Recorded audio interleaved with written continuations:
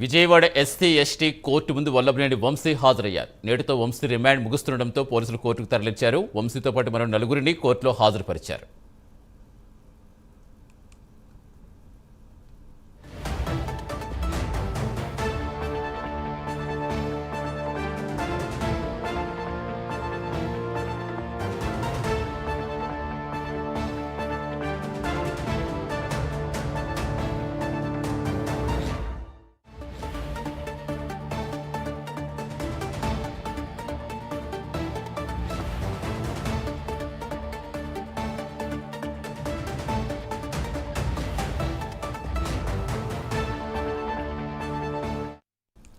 Vijayawada SC ST court ముందు వల్లభనేని వంశీ హాజరయ్యారు. నేటితో వంశీ రిమాండ్ ముగుస్తుండటంతో పోలీసులు కోర్టుకు తరలించారు. వంశీతో పాటు మరో నలుగురిని కోర్టులో హాజరుపరిచారు. పూర్తి సమాచారం ఇచ్చేందుకు మా కరెస్పాండెంట్ రాజ్ కుమార్ జరుగుతున్నారు. రాజ్ కుమార్, ప్రస్తుతం ఇంకా కోర్టులో ఉన్నారా వంశీ? ఏం చెప్తారు పోలీసులు?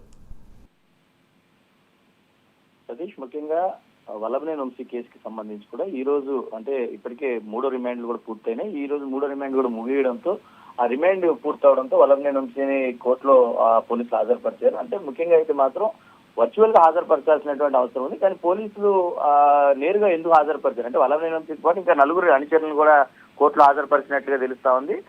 ఇంకా న్యాయమూర్తి మరి కాసేపులో రాబోతున్నారు.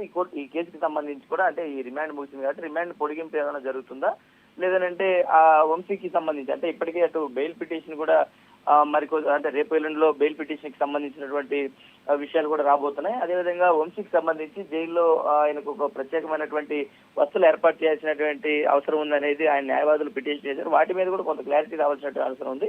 కానీ ఈ రోజే అటు పోలీసులు వర్చువల్ గా హాజరుపరచాల్సినటువంటి వంశీని నేరుగా కోర్టులో ఎందుకు హాజరుపరిచారనేది ఇప్పుడు ప్రశాంతంగా మరి దానికి సంబంధించి కూడా ఇప్పుడు కొంత క్లారిటీ రావాల్సినటువంటి ఏదైతే సత్యవర్ధన కేసుకి సంబంధించి ఎదుర్కొన్నటువంటి ఆరోపణలో ఇప్పటికే వల్లభనేని వంశీని 3 సార్లు అటు రిమాండ్ పొడిగించారు. కాబట్టి ఈసారి వచ్చేటువంటి డిసిషన్ లో ఎలాంటి వివరాలు న్యాయమూర్తి ఇవ్వబోతున్నారు, అంటే ఎలా ఉండబోతుంది, అంటే మళ్ళీ రిమాండ్ కి ఇచ్చేటువంటి అవకాశం ఏదైనా ఉందా, లేదంటే ఆ బెయిల్ కి సంబంధించి ఏదైనా ఒక క్లారిటీ ఇస్తారా ఏంటనేది కూడా కొంత చూడాల్సినటువంటి అవసరం ఉంది. Satish, right, thank you Raj Kumar.